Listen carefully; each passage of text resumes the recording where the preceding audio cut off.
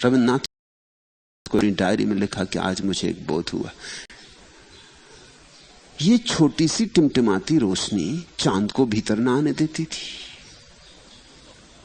ये छोटी सी टिमटिमाती रोशनी पूरे चांद को अटका दी थी, बाहर अटका दी थी, भीतर नहीं आने देती थी।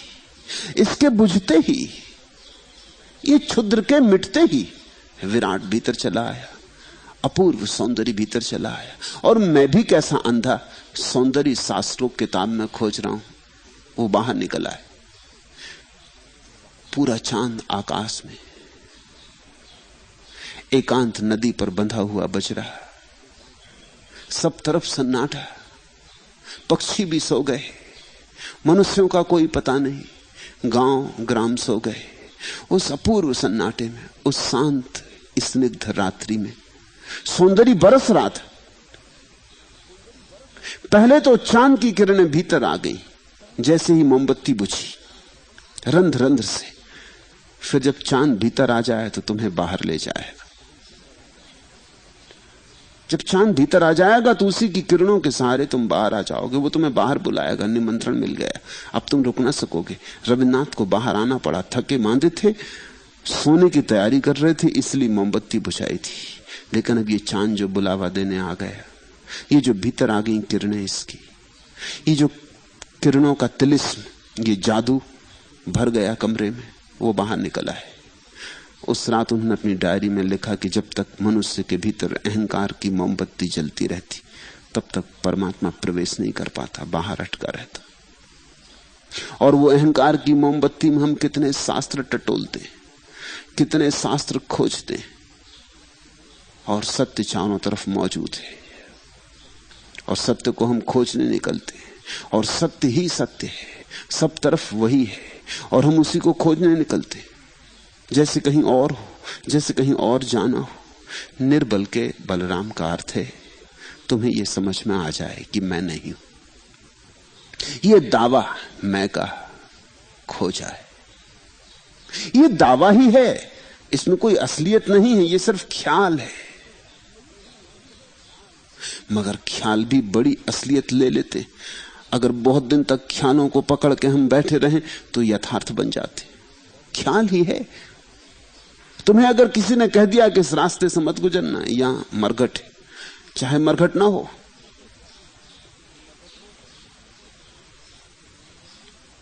मेरे एक मित्र मेरे पास मेहमान थे, बनारस विश्वविद्यालय में मनोविज्ञान के प्रोफेसर हैं। उनसे यूं ही बात हो रही थी, मनोवैज्ञानिक हैं। और जब मैंने उनसे यह कहा कि विचार अगर बहुत दिन तक मन में बैठे रहे तो यथार्थ हो जाते, उन्होंने कहा यह बात मुझे जचती नहीं। सिर्फ विचार कैसे यथार्थ हो सकता है? यथार्थ यथार्थ है, विचार विचार। मैंने फिर उनसे कुछ कहा नहीं। जब वो रात सोने गए, मैंने उनसे कहा इस कमरे में जरा आप ख्याल से सोना। उन्होंने कहा क्यों?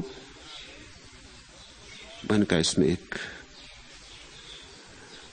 है तो बात ही आपसे कहनी नहीं, मगर बता देनी ठीक है। कभी यहां कोई कब्र थी, मकान बनाने वाले ने कब्र तो मिटा दी, मगर कब्र में जो रहने वाला था वो गया नहीं।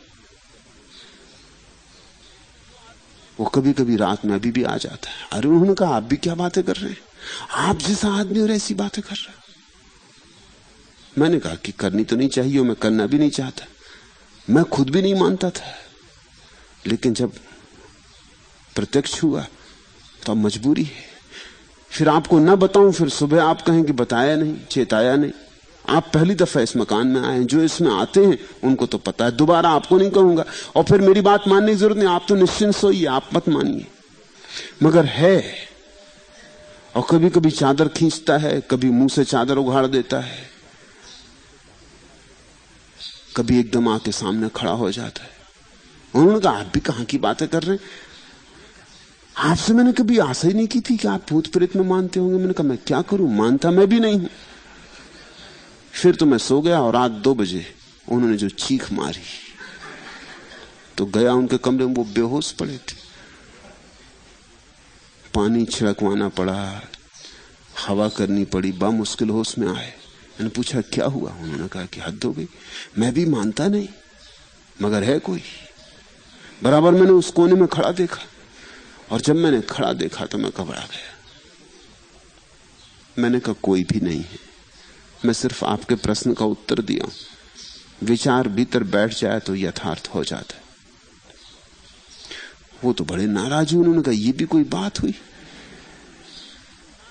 मेरी पूरी रात खराब कर दी और मैं इतना घबरा गया, मुझे तो ऐसा लगा कि जैसे हार्ट अटैक हो जाएगा या क्या होगा। मुझे तो ऐसा लग रहा था कि अब मैं चीख भी ना सकूंगा। जब वो सामने खड़ा था, कैसे चीख निकली, क्योंकि मैं इस घबराहट में पड़ गया, अब कोई ना आया तो क्या होगा, पता नहीं ये क्या करे। ऐसे भी उत्तर दिया जाता है?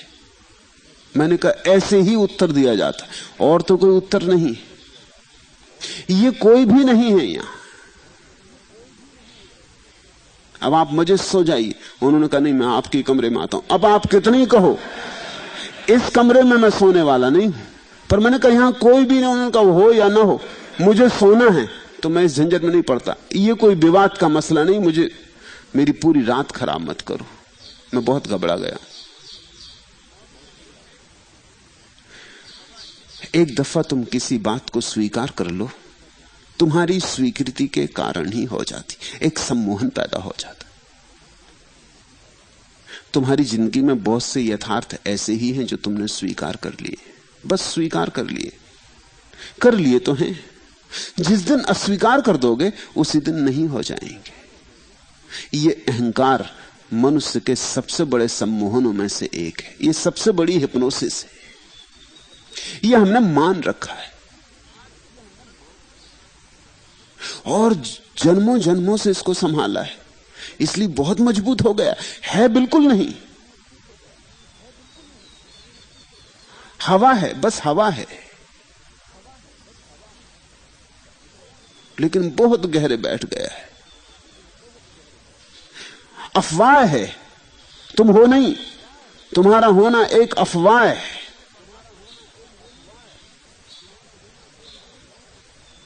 लेकिन इस अफवाह पे तुमने भरोसा कर लिया। भरोसे नहीं कर लिया, इसको सही सिद्ध करने की तुमने सब तरह की चेष्टाएं की हैं, और ये सही मालूम होता है। और फिर तुम जिनके बीच रहते हो वो भी इसी अफवाह को मानते हैं, तो हमें एक दूसरे का पारस्परिक सम्मोहन बढ़ाते रहते। फिर 24 घंटे हमारी भाषा ऐसी है कि मैं शब्द का उपयोग करना ही पड़ता है। जब भी तुम मैं शब्द का उपयोग करते हो, फिर ये अहंकार मजबूत होता है, फिर मजबूत होता है, फिर मजबूत होता है। इस पर रोज परत दर परत जमती चली जाती। जीवन के यथार्थ इस झूठ के कारण दिखाई नहीं पड़ते। यथार्थ परमात्मा है, अयथार्थ तुम हो। यही तो अर्थ है संत जब कहते हैं कि संसार माया है। संसार यानी ये वृक्ष नहीं, ये विचार। संसार यानी ये पहाड़ पर्वत नहीं, ये अहंकार। संसार यानी ये चांद तारे सूरज नहीं, ये तुम्हारे भीतर जो धारणाएं, अफवाहें, कल्पनाएं घनीभूत हो गई।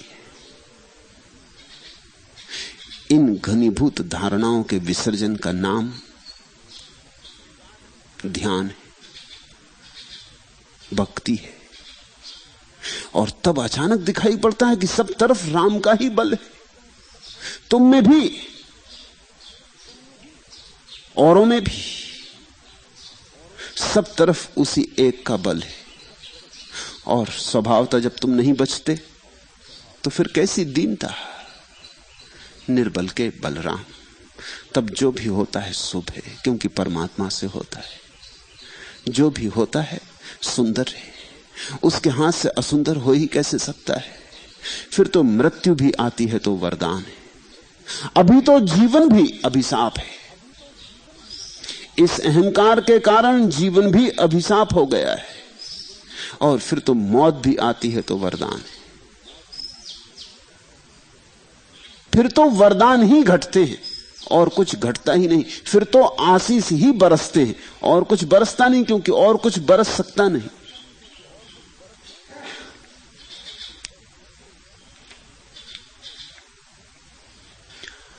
आज पराया हुआ जा रहा मुझसे मेरा अपनापन, पथ भूले राही सा व्याकुल भटक रहा मेरा जीवन।